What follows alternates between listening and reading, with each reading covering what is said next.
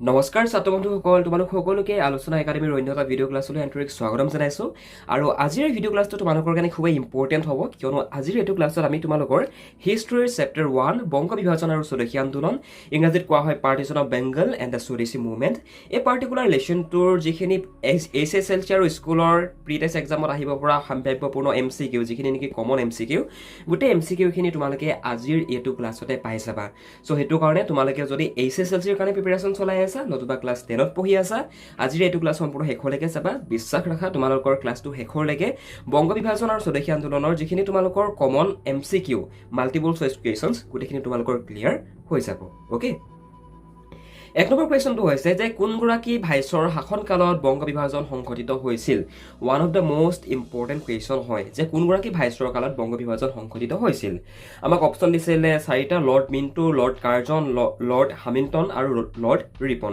ইয়াৰ শুদ্ধ উত্তৰটো হৈছে লৰ্ড কাৰ্জন। লৰ্ড কাৰ্জনৰ শাসনকালত, লৰ্ড নেথানিয়েল কাৰ্জনৰ শাসনকালত বংগ বিভাজন সংঘটিত হৈছিল, নতুবা বংগ বিভাজন কাৰ্যকৰী কৰা হৈছিল। এইটো মানে বহুত বেছি ইম্পৰ্টেণ্ট প্ৰশ্ন হয়, কিয়নো তোমালোকৰ হিষ্ট্ৰী কিতাপখনৰ 1 নম্বৰ চেপ্টাৰৰ 1 নম্বৰ কুৱেশ্যনেই হৈছে এইটো, গম পাইছানে? গতিকে পৰীক্ষাত অহাৰ চান্স আছে, গতিকে তোমালোকে চাই থৈ দিবা যে বংগ বিভাজন কোনগৰাকী ভাইচৰৰ কালত সংঘটিত হৈছিল। উত্তৰ কি লিখিবা? Lord Nathaniel Curzon. অ'কে, এনেকুৱাতে আৰু এটা কথা কৈ দিছোঁ, তোমালোকৰ যিসকল ষ্টুডেণ্টে ইংলিছ মিডিয়ামত পঢ়ি আছা, তোমালোকৰ কাৰণে ছেম চিলেবাছ হয়। তোমালোকৰ আজিৰ এইটো ক্লাছ আছামিছ আৰু ইংলিছ দুইটা মিডিয়ামৰ কাৰণে ভেলিড হয়, দুইটা মিডিয়ামে তোমালোকে কৰিব পাৰিবা। অ'কে, জাষ্ট ক্লাছটো চাই থাকা, তোমালোকৰ আণ্ডাৰষ্টেণ্ডিংটো নিজে নিজে আহি যাব। ভিডিঅ' ক্লাছটোত আগবঢ়াৰ আগতে তোমালোকৰ বাবে এটি সৰু গুৰুত্বপূৰ্ণ জাননী। তোমালোকৰ সমাজ বিজ্ঞান বিষয়টো বুজি পোৱাত সমস্যা হয় নেকি, বা তোমালোক দুৰ্বল হৈ আছা নেকি? তোমালোকে নিশ্চয় জানা যে মেট্ৰিক পৰীক্ষাত সমাজ বিজ্ঞান বিষয়ত 45 নম্বৰ MCQ আৰু 45 নম্বৰ দীঘল উত্তৰৰ প্ৰশ্ন আহিব। আৰু পৰীক্ষাত উত্তীৰ্ণ হ'বলৈ MCQৰ লগতে দীঘল উত্তৰৰ প্ৰশ্নসমূহতো সঠিক নম্বৰ লাভ কৰিব লাগিব, তেতিয়াহে পাছ বুলি গণ্য কৰা হ'ব। তোমালোকে যদি দুইটা খণ্ডতে MCQ আৰু দীঘল উত্তৰৰ প্ৰশ্নত যদি সমানে পাছ কৰিব নোৱাৰা, তেনেহ'লে কিন্তু তোমালোকে মেট্ৰিকত পাছ কৰিব নোৱাৰিবা। গতিকে বৰ্তমান সময়ত প্ৰত্যেকজন ছাত্ৰ ছাত্ৰীৰ বাবে কনচেপচুৱেল লাৰ্ণিং কৰাটো বাধ্যতামূলক হৈ পৰিছে। সেইবাবে যিসকল ছাত্ৰ ছাত্ৰীয়ে সমাজ বিজ্ঞান বিষয়টোত নিজকে দুৰ্বল অনুভৱ কৰা, আৰু তোমালোকে যদি ঘৰতে বহি সমাজ বিজ্ঞান বিষয়টোৰ অনলাইন ক্লাছ কৰিবলৈ বিচাৰিছা, তেন্তে আজিয়ে আমাৰ একাডেমীত যোগাযোগ কৰা। আমি সমাজ বিজ্ঞান বিষয়ৰ সকলো পাঠ সহজ সৰল অসমীয়া ভাষাত বুজাই দিয়াৰ লগতে পাঠৰ ভিতৰৰ পৰা কেনেধৰণৰ প্ৰশ্ন পৰীক্ষাত আহিব, কেনেধৰণৰ MCQ পৰীক্ষাৰ বাবে চাব লাগিব, সকলো শিকাওঁ। গতিকে যিসকল ছাত্ৰ ছাত্ৰীয়ে ঘৰতে বহি সমাজ বিজ্ঞান বিষয়টোৰ শিকিব বিচাৰিছা, তোমালোকে আজি আমাক যোগাযোগ কৰা।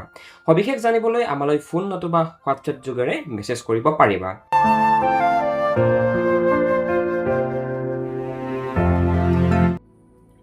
নেক্সটটো হৈছে দ্য পাৰ্টিশ্যন অফ বেংগল টুক প্লেচ ইন, যে বংগ বিভাজন সংঘটিত হৈছিলে কিমানত?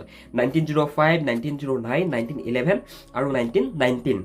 এতিয়া শুদ্ধ উত্তৰটো হৈছে 1905। বংগ বিভাজন, এই পাৰ্টিশ্যন অফ বেংগল মানে বংগ বিভাজন সংঘটিত হৈছিলে 1905 খ্ৰীষ্টাব্দত, নতুবা 1905 চনত। তোমালোকে এইটো কথা মনত ৰখাবা যে বংগ বিভাজন কিমান চনত সংঘটিত হৈছিলে? 1905 চনত। অ'কে, খুবেই ইম্পৰ্টেণ্ট হয় আৰু খুব ইজি হয়। তোমালোকে যদি অলৰেডি ভালধৰণে পঢ়ি আহিছা আগৰ তোমালোকৰ ভিতৰৰ কথাবিলাক, যদি এক্সপ্লেনেশ্যনটো ভালধৰণে আমাৰ ক্লাছখিনিত লৈ আহিছা, তেনেহ'লে তোমালোকে ইজিলি এইবিলাক কথা বুজি পাই যাবা। 1905 খ্ৰীষ্টাব্দৰ কোন তাৰিখে বংগ বিভাজন কাৰ্যকৰী কৰা হৈছিল? আমি অলৰেডি পাই আহিলোঁ যে কি বংগ বিভাজন কাৰ্যকৰী হৈছিল 1905ত, 1905 খ্ৰীষ্টাব্দত, হয়নে? এতিয়া 1905 খ্ৰীষ্টাব্দত নতুবা 1905 চনৰ কোন তাৰিখে বংগ বিভাজন কাৰ্যকৰী কৰা হৈছিল? এই প্ৰশ্নটো তোমালোকৰ এক্সামত আহিব পৰা চান্স আছে। ইয়াৰ শুদ্ধ উত্তৰটো হৈছে 16 অক্টোবৰ। 1905 খ্ৰীষ্টাব্দৰ 1905 চনৰ 16 অক্টোবৰ, অৰ্থাৎ 16 অক্টোবৰ তাৰিখে এই যি বংগ বিভাজন, এই যি পাৰ্টিশ্যন অফ বেংগল, এইটো সংঘটিত হৈছিল। মানে গম পাইছা, কাৰ নেতৃত্বত, কোনে কৰিছিল? লৰ্ড নেথানিয়েল কাৰ্জনে কৰিছিল। অ'কে, তোমালোকে ষ্টৰিটো যদি বুজি পাই যোৱা, তোমালোকৰ ইজিলি MCQ বিলাক ক্লিয়াৰ হৈ যাব। ঠিক আছে, নেক্সট মন কৰা, the Swadeshi movement was launch in response to, যে স্বদেশী আন্দোলন সংঘটিত হৈছিলে কিহৰ বাবে সংঘটিত হৈছিলে, কিহক ৰেছপন্স কৰি পিনে স্বদেশী আন্দোলনটো সংঘটিত হৈছিলে? শুদ্ধ উত্তৰটো হৈছে দ্য পাৰ্টিশ্যন অফ বেংগল, মানে বংগ বিভাজন কাৰ্যকৰী কৰাৰ কাৰণেই স্বদেশী আন্দোলনটো সংঘটিত হৈছিল, নতুবা স্বদেশী আন্দোলন ভাৰতবাসীয়ে কৰিছিল। এইটো মানে ইম্পৰ্টেণ্ট প্ৰশ্ন হয় যে কি স্বদেশী আন্দোলন যে হৈছিল, স্বদেশী আন্দোলন কিয় হৈছিল? কিয়নো সেইটো সময়ত ব্ৰিটিছ চৰকাৰে বংগখনক বিভাজন কৰিব বিচাৰিছিল, হয়নে?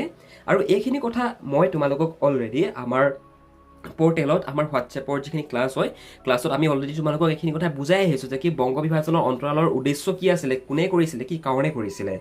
আৰু তোমালোকে MCQ কৰিবৰ কাৰণে MCQ মুখস্থ কৰি পৰীক্ষা দিবলৈ যাব নোৱাৰা। তাৰ কাৰণে তোমালোকৰ আণ্ডাৰষ্টেণ্ডিংটো থাকিব লাগিব, যিকোনো এটা বিষয় ডিপলি ভিতৰলৈ গৈ বুজি পাব লাগিব, তেতিয়াহে তাৰ ভিতৰৰ যিবিলাক কথা সেই কথাবিলাক তোমালোকে বুজি পাবা। লগতে তাৰ পৰা যদি কিবা MCQ হয় MCQ বিলাক তোমালোকে কৰিব পাৰিবা। বংগদেশত জাতীয় শিক্ষা পৰিষদ গঠন হৈছিল কিমান চনত? বংগদেশত জাতীয় শিক্ষা পৰিষদ গঠন হৈছিল, শুদ্ধ উত্তৰটো হৈছে 1906 চনৰ 11 মাৰ্চ তাৰিখে। আৰু বহুত মানুহে কয় যে বংগ বিভাজনটো ভালৰ কাৰণে হ'ল, কিয়নো বংগ বিভাজনটো হোৱাৰ পৰৱৰ্তী পৰ্যায়তে ভাৰতবাসীৰ মনত এটা জাতীয়তাবাদী এটা চেতনা আহিছিলে যে ব্ৰিটিছে অতদিনে ৰুল কৰি আছিলে, কিন্তু ব্ৰিটিছক খেদিবৰ কাৰণে কোনো যা যোগাৰ চলোৱা নাছিলে মানে, অ'কে। কিন্তু যেতিয়া নেকি বংগ বিভাজন হৈ গ'ল, বংগ বিভাজনৰ পৰৱৰ্তী পৰ্যায়ত ভাৰতবাসীৰ মাজত এটা জাতীয় চেতনাবোৰ জাগি উঠিছিলে যে ব্ৰিটিছ আছে, ব্ৰিটিছক আমি খেদিবও পাৰোঁ, ইহঁতকতো আমি ইয়াৰ খেদিবও পাৰোঁ, হয়নে? তো ঠিক কথা তেনেকুৱা ধৰণৰ হয়। Okay, who was known as the father of the Indian National Congress? Indian National Congress মানে ভাৰতীয় জাতীয় কংগ্ৰেছৰ পিতৃ বুলি কাক কোৱা হয়? অসমীয়াত যদি চাবলৈ যাওঁ মিনিংটো এইটো হয়, অ'কে। এতিয়া এই যিটো প্ৰশ্নটো তোমালোকৰ কিমান ইম্পৰ্টেণ্ট মই তোমালোকক এইটো বুজাই শেষ কৰিব নোৱাৰোঁ, বহুত বেছি ইম্পৰ্টেণ্ট। তোমালোকে এইটো ষ্টাৰ মাৰ্ক দি থৈ দিবা, 100% এইটো প্ৰশ্ন পৰীক্ষাত হোৱাৰ চান্স, মানে পৰীক্ষাত কমন পৰি থাকে, ইম্পৰ্টেণ্ট হয় মানে তোমালোকৰ কাৰণে। ভাৰতীয় জাতীয় কংগ্ৰেছৰ পিতৃ বুলি কাক কোৱা হয়? ইম্পৰ্টেণ্ট প্ৰশ্ন হয়। ইয়াৰ শুদ্ধ উত্তৰটো হৈছে A.O. হিউম, অৰ্থাৎ A.O. হিউম মানে ইয়াৰো এই ব্যক্তিজনৰ সম্পূৰ্ণ নামটো হৈছে এলেন অক্টেভিয়ান হিউম। ঠিক আছে, A.O. হিউম বুলি ইয়াত চমুকে লিখা গৈছে, কিন্তু তোমালোকৰ যিসকল ষ্টুডেণ্টে ক্লাছটো মন দি চাই আছা তোমালোকে A.O. হিউম লিখাতকৈ এলেন অক্টেভিয়ান হিউম তোমালোকে এনেকুৱা ধৰণে লিখিবা। আৰু এলেন অক্টেভিয়ান হিউমে হৈছে আমাৰ যি ইণ্ডিয়ান নেশ্যনেল কংগ্ৰেছ, ভাৰতীয় জাতীয় কংগ্ৰেছ, সেই জাতীয় কংগ্ৰেছৰ পিতৃ, অ'কে। ইম্পৰ্টেণ্ট প্ৰশ্ন হয়, যিসকল ষ্টুডেণ্টে অলৰেডি পঢ়ি আহিছে তেওঁলোকৰ এইবিলাক প্ৰশ্ন ইজিলি মনত থাকি যাব। যিসকলে পঢ়া নাই ভালধৰণে ঘৰত, নতুবা যিসকলে ক্লাছখিনি ভালধৰণে কৰা নাই তেখেতলোকৰ অলপ পাজল লাগিব পাৰে কিন্তু। অ'কে, 1906 চনৰ মুছলিম লীগ গঠনত সহায় কৰা ব্ৰিটিছ প্ৰশাসকজনৰ নাম কি? বহুত ইম্পৰ্টেণ্ট প্ৰশ্ন হয়।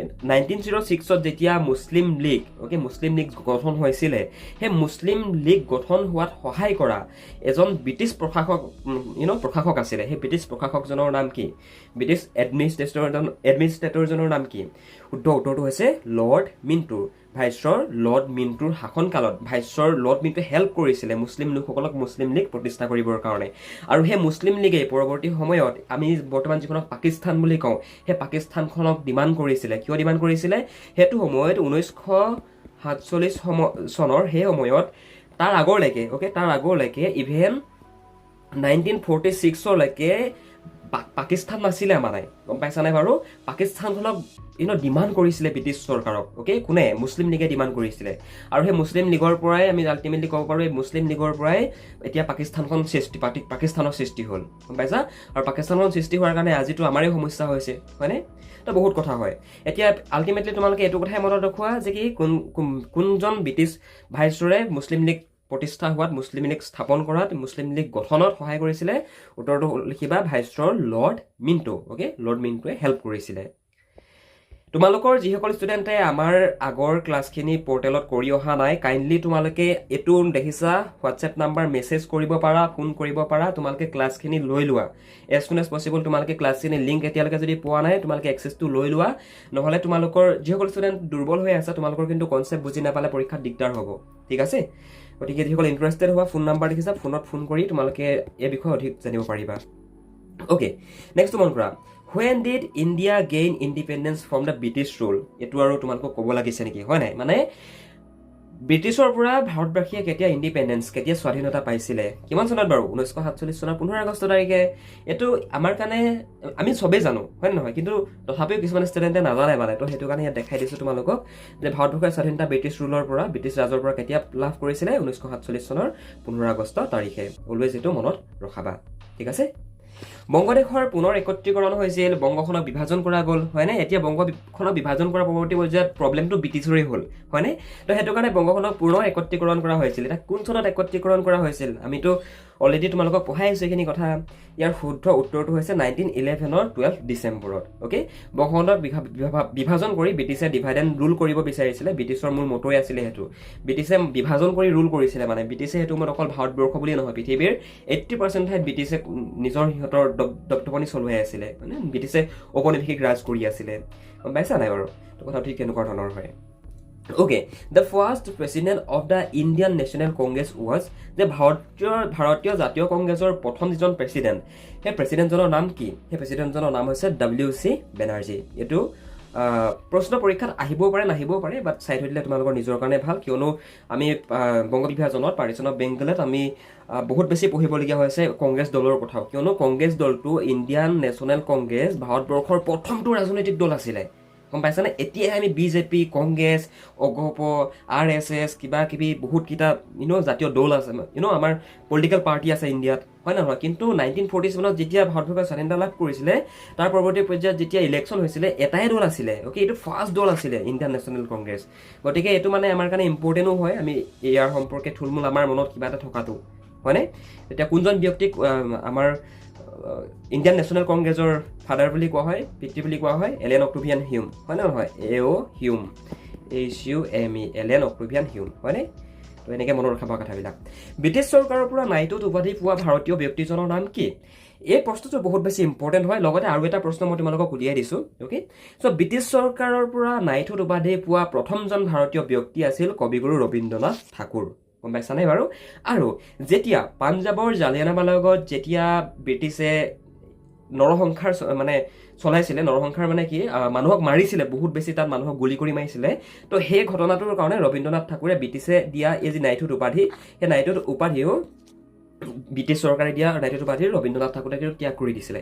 এইটো প্ৰশ্ন পৰীক্ষাত আহি থাকে যে কিহৰ বাবে কবিগুৰু ৰবীন্দ্ৰনাথ ঠাকুৰে ব্ৰিটিছ চৰকাৰে দিয়া নাইটহুড উপাধি ত্যাগ কৰিছিলে। উত্তৰত কি লিখিবা? যে জালিয়ানাৱালাবাগৰ হত্যাকাণ্ডৰ বাবে ব্ৰিটিছ চৰকাৰে কবিগুৰু ৰবীন্দ্ৰনাথ ঠাকুৰক প্ৰদান কৰা নাইটহুড উপাধি ত্যাগ কৰিছিলে। কিয় ত্যাগ কৰিছিলে? জালিয়ানাৱালাবাগৰ হত্যাকাণ্ডৰ বাবে। অ'কে, হু ৰোড বন্দে মাতৰম? বন্দে মাতৰম যে আমি গাওঁ, এই বন্দে মাতৰমটো কোনে লিখিছিলে? শুদ্ধ উত্তৰটো কি? বংকিম চন্দ্ৰ চট্টোপাধ্যায়, হয়নে?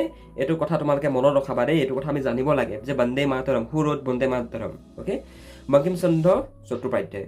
অ'কে, মনত ৰখাবা। মুছলিম লীগৰ স্থাপন হৈছিল কিমান চনত? ইম্পৰ্টেণ্ট প্ৰশ্ন হয়। মুছলিম লীগৰ প্ৰতিষ্ঠা হৈছিল 1906ত। অ'কে, কোন আছিলে তেতিয়া? ব্ৰিটিছ ভাইচৰ লৰ্ড মিণ্টো, হয় নে নহয়? অ'কে, এইটো প্ৰশ্ন ইম্পৰ্টেণ্ট হয়, মনত ৰখাবা। এণ্ড এগেইন কৈছোঁ, আছামিজ ইংলিছ বুলি কথা নাই, ছেইম হয়। তোমালোককতো মই অসমীয়াতে এক্সপ্লেনেশ্যনটো দি গৈছোঁ, তোমালোকে ট্ৰান্সলেট কৰি ল'বা। আৰু ইংৰাজীত পঢ়িলে তোমালোকৰ কিহৰ ভাল হ'ব গম পাইছানে? তোমালোকৰ পেপাৰখন ইংৰাজীতে আহিব, আছামিছো আহিব, বাট ইংৰাজীও আহিব, আছামিছো আহিব মানে। তো দুইটা জানিলে তোমালোকৰ কাৰণে নিজৰ কাৰণে ভাল। অ'কে, বন্দে মাতৰম যিখন সংবাদপত্ৰখনৰ সম্পাদক কোন আছিল? বহুত বেছি ইম্পৰ্টেণ্ট হয়। সেইটো সময়ত বন্দে মাতৰম নামৰ এখন সংবাদপত্ৰ সেইটো সময়ত আন্দোলনৰ সময়ত, স্বদেশী আন্দোলনৰ সময়ত চলিছিল মানে। আৰু সেই সংবাদপত্ৰখনৰ সম্পাদক কোন আছিল? শুদ্ধ উত্তৰটো হৈছে অৰবিন্দ ঘোষ। এই ব্যক্তিজনৰ কথা মনত ৰাখিবা। জাতীয় শিক্ষালয় বৰঙণিৰ পৰা আৰম্ভ কৰি বহু ক্ষেত্ৰত এই ব্যক্তিজনৰ কথা পৰীক্ষাত আহি থাকে মানে। ভিডিঅ'লৈ আগবঢ়াৰ আগতে তোমালোকৰ বাবে এটা এনাউন্সমেণ্ট আছে, আৰু সেইটো হ'ল আমি আছাম বৰ্ডৰ ক্লাছ 10ৰ ষ্টুডেণ্টৰ বাবে মেথমেটিক্স ছাবজেক্টত আছামিজ আৰু ইংলিছ দুইটা মিডিয়ামৰ বাবে প্ৰায় 200+ লাইভ আৰু ৰেকৰ্ডেড ক্লাছ লৈ আনিছোঁ। ক্লাছত টেক্সট বুকৰ কুৱেশ্যনৰ লগতে 1500+ MCQ প্ৰেক্টিছ কৰা হ'ব, আৰু লগতে HSLC আৰু test paper, PIQ notes, mind maps আৰু আটাইতকৈ ইম্পৰ্টেণ্ট মক টেষ্ট পাবা। গতিকে এতিয়াই ডেছক্ৰিপশ্যনত থকা নাম্বাৰত কল বা হোৱাটছআপ কৰিবা, আৰু ক্লাছৰ এনৰলমেণ্টৰ বাবে আমাৰ official app Edustation school install কৰি ল'বা ডেছক্ৰিপশ্যনত থকা লিংকৰ পৰা। Thank you. Okay, Mahatma Gandhi's first Satyagraha in India was at? যে মহাত্মা গান্ধীৰ যিটো প্ৰথম সত্যাগ্ৰহ প্ৰথম ইণ্ডিয়াত যিটো সত্যাগ্ৰহ হৈছিলে, সেই সত্যাগ্ৰহটো ক'ত আৰম্ভ কৰিছিলে? কোনডোখৰ ঠাইত কৰিছিলে? ক'ত এইটো পোনপ্ৰথমতে আৰম্ভ কৰিছিলে মহাত্মা গান্ধীয়ে? উত্তৰটো হৈছে চম্পাৰণ। অ'কে, এতিয়া ইয়াত ইণ্ডিয়া বুলি কিয় ক'লে গম পাইছেনে বাৰু? প্ৰথমতেতো চাউথ আফ্ৰিকাত আছিলেগৈ, নাটালত আছিলেগৈ দক্ষিণ আফ্ৰিকাৰ, হয়নে? তো তাতো ৰেচিজিম আছিলে সেইটো সময়ত।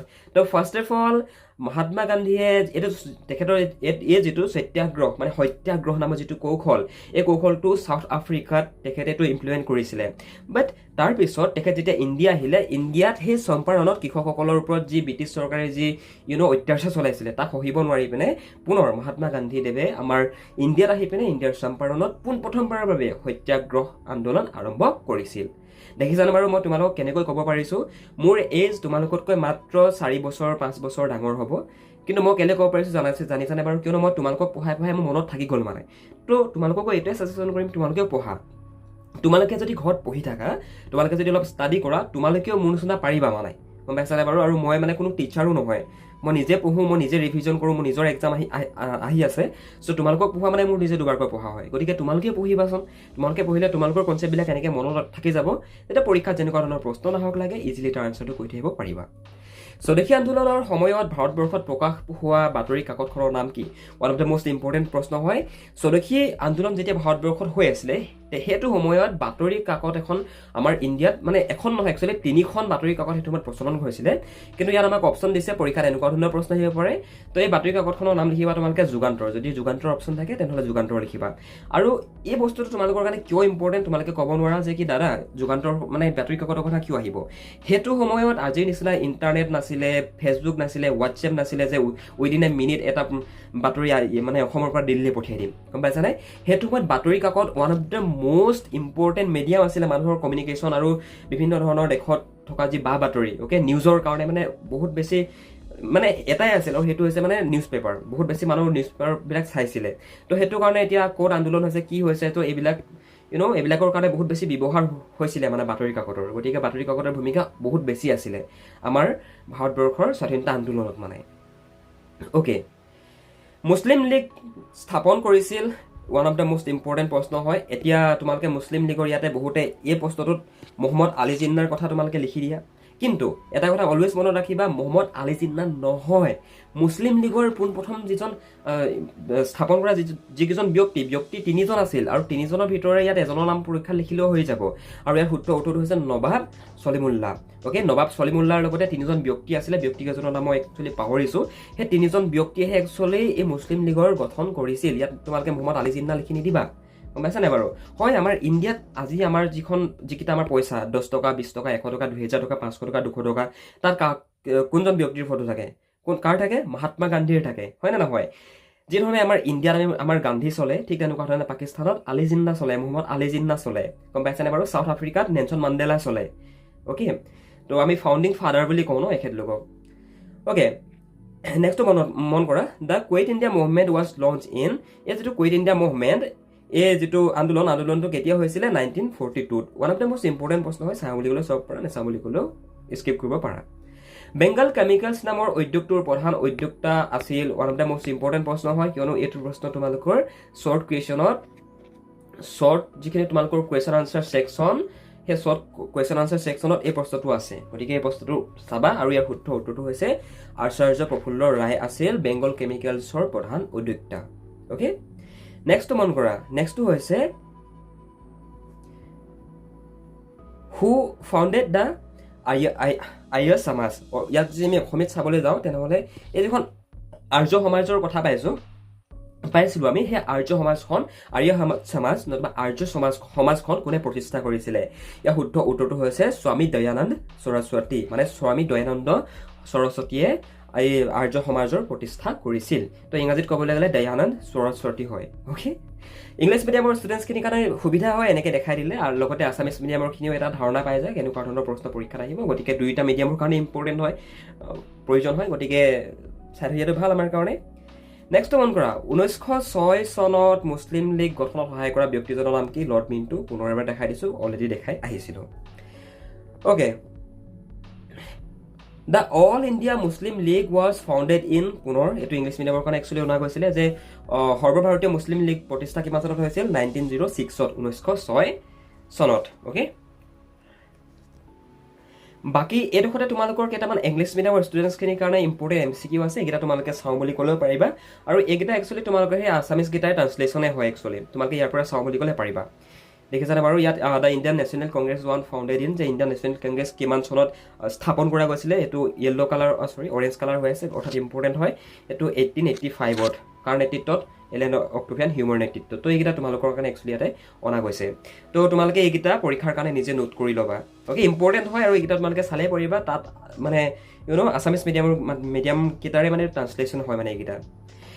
কিন্তু এইডোখৰতে কেইটামান ইম্পৰ্টেণ্টো আছে, ইম্পৰ্টেণ্ট কেইটাৰ কাৰণে পুনৰ তোমালোকে কথাবিলাক চাই লোৱা, যে কি who was known as the iron man of India, যে আমি ইণ্ডিয়াৰ আইৰণ মেন বুলি কাক কওঁ? ইয়াৰ শুদ্ধ উত্তৰটো হৈছে চৰ্দাৰ বল্লভভাই পেটেল। চৰ্দাৰ বল্লভভাই পেটেল আমাৰ কাৰণে একচুৱেলি মানে ইণ্ডিয়াৰ কাৰণে বহুত বেছি ইম্পৰ্টেণ্ট ব্যক্তি হয়।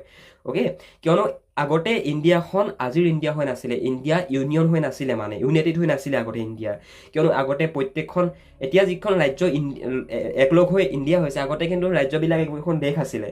তো আগতে প্ৰিন্সলি ষ্টেট আছিলে। এইখিনি কথা মই অলৰেডি তোমালোকক বুজাই আহিছোঁ। আফটাৰ ইণ্ডিয়ান ইণ্ডিপেণ্ডেঞ্চ, ভাৰতবৰ্ষৰ স্বাধীনতা পোৱাৰ পিছত চৰ্দাৰ বল্লভভাই পেটেল, জৱাহৰলাল নেহৰু বহুত কষ্ট কৰি এই ব্যক্তিসকলে ইণ্ডিয়াখনক একত্ৰিত কৰিছিলে, গম পাইছেনে বাৰু? কিয়নো তোমালোকে এটা জুইশলা কাঠি ভাঙিব পাৰিবা, এটা মেটছৰ কাঠি ভাঙিব পাৰিবা, হয়নে?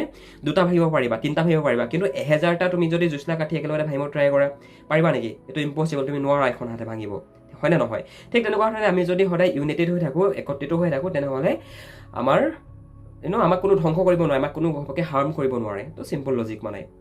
নেক্সটটো মন কৰা, who was the author of the book discovery of India? এইটো প্ৰশ্ন যে বহুত ইম্পৰ্টেণ্ট হয়, এইটো তোমালোকৰ 23ত আহি গৈছে।